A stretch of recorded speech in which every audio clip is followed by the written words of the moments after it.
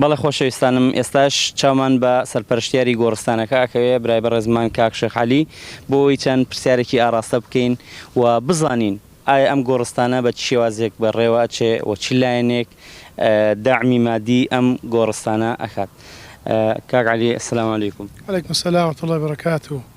کاک عەلی بە حکمی ئەوەی کە بەڕێستان سەرپەرشتیاری ئەم گۆڕستانن، ئەم گۆڕستانە لە ساڵی چەند دامەزراوە و ئەرکی بەڕێوەبردننی و داعمکردنی لەلایەنی مادیەوە لەلایەن چی بەڕێزێکەوە ئەدرێت و پێشکەش ئەکرێت؟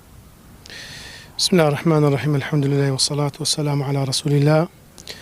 ئەم گۆڕستانە لە سەرەتای ساڵی 2011ەوە لەگەڵ مامۆستا ڕەمەزانی ڕەحمەتی خوای پەروەردگار عافی بکات لەگەڵ ئەو پیاوە بەڕێزا و چەند موسڵمانێکی ئەهلی خێری شاری کەرکووک هەڵسان بە دروستکردنی ئەم خەبرسانە.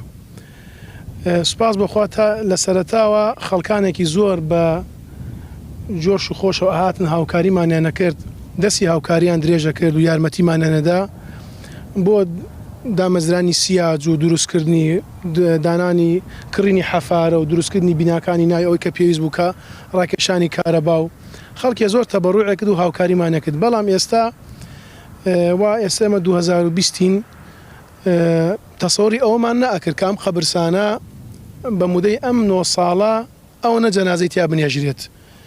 بەڕاستی ئێستا ئێمە حەقیقەتەن لەناو واقعەکە ئەژین ئەم قەبرسانە ڕۆژانە ئەگەر لەیەکی بدەیتەوە هیچ ڕۆژێ لە 6 جەنازە 7 جەنازە کەمتریان نانێژرێت. ئێمەش حەقیقەتەن هیچ لایەنێکی پەیوەندیدار، هیچ کەسێکی ئاهلی خێری تایبەت خۆی تەرخان نەکردەوە کە ماگانە شتێکمان بۆ دیاریکە کە بتوانین چۆن بڵێ لەسەر ئەم پرۆژە خێریە بەردەوام بین و ئیشەکەمان نەوەسین لەسەری و بە پشتیوانی خۆش ناوەسین لەسەری. داواکاریت لە موسڵمانان چییە؟ وەڵاهی داواکاریمان لە موسڵمانان ئەوەیە حەقیقەتەن ئێمە ئێستا حەفارەکەمان زۆر کۆن بووە و حەقیقەتەن ڕۆژانە جاری وایە 20 قبرەڵەکەنین. ئێستا بەشی کۆرۆنەمانیش تایبەت کردووە، مەساحەیەکمان دیاری کردووە، نێزگەی 15 دوێنمە سیازمان کردووە، تایبەتمان کردووە، بەشێکیان بۆ مەجهول الهەویە ئەوەی لەگەڵ جەماعەتی مستەشفیات تەنسیقمانەیە بەردەوام کە کاتێ جەنازەیەک بێکەس نەناسراو بێت لە مستەشفیاک مودەیەکە مێنرێتەوە بەلەدێ خۆی تێ بەڕەخەم ئەینێژە شوێنێکی تایبەتمان بۆیان دیاری کردووە و شوێنێکمانش تایبەتتر کردو بۆ ئەو کەسانی کەوا بە نەخۆشی کۆرۆنا ئێستا وەفات دەکەن کە لەم کاتێشە حەقیقەتەن والله ڕۆژ وایە 10 جەنازە ئەنێژرێ، ڕۆژێ 6 ڕۆژێ 7 ڕۆژێ 12 تا 15 جەنازەمانیش ناشتووە لەم قەبرسانە و حەقیقەتەن ئەویش حەفارەکەمان زۆر بێتوانە بووە هیلاکە کۆنە. بەڕاستی ئەگەر بێت و مسلمانان هاوکاریمان بن هاوکارمان بن بۆ کڕینی ئەو پارچە عەرزە و بۆ کڕینی حەفارەیەک حەقیقەتەن و ئەو قەرزاریانەش کەوا لەسەرین ئێمە حەقیقەتەن لێرە داوا لە مسلمانانەکەین با هاوکارمان بن. خوای گەورە موفەقیان کات. بەڵێ خوای گەورە پاداشتی خێرتان داتەوە. برای کامیرەمان پێم خۆشە ئەو بەردانەی کە بۆی بینەرانیش بزانن بۆچی سەرفەکرێەوە لەکوێ دائەنرێ مەبەست لەو کێڵە نییە کە ئەڵێن بەردەکان پارە سەرف بکەین بەو کێڵانەوە.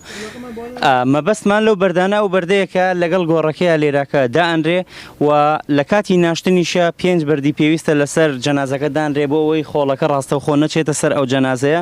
مەبەست لەوە ئەو بەردانەیە هەڵبەتاوش بە پارە ئەکردرێ وەکو کاک عەلی ئاماژەی پێکرد نزیکەی 6-7 ملیۆن قەرزارن لەسەری و داواکەم لە ئێوەی بەڕێزیش کە هاوکاری ئەم گۆڕستانە بکەن چونکە یەکێک لە دامەزرێنەرانی ئەم گۆڕستانە مامۆستا ڕەمەزان بوو کە ئێستا ئەو گۆڕەکەیەتی لەوێکە پێش ئەوەی بێت بۆ عێراقە لە پێش خۆیەوە شتێکی زۆری تەقدیم کرد خوای گەورە لێ قبول بکات و هەروەها مامکەری مام ئەمین هەمویان ئێستا لێرە نێژراون.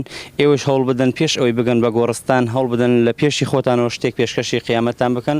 خوای گەورە پاداشتی خێری هەموو لێداتەوە و هەر بە ڕێزێکیش پێی خۆشە کە هاوکاری ئەم گۆڕستانە بکات. ژمارەی کاک شێخ عەلی و کاک حاجی عوسمان لەگەڵ ڤیدیۆکەی هاوپێچەکەین دەتوانن دایانین لەسەر شاشەکە دەتوانن پەیوەندیان پێوە بکەن و هاوکاریەکانتان بگەێنن. خوای گەورە پاداشتی هەموو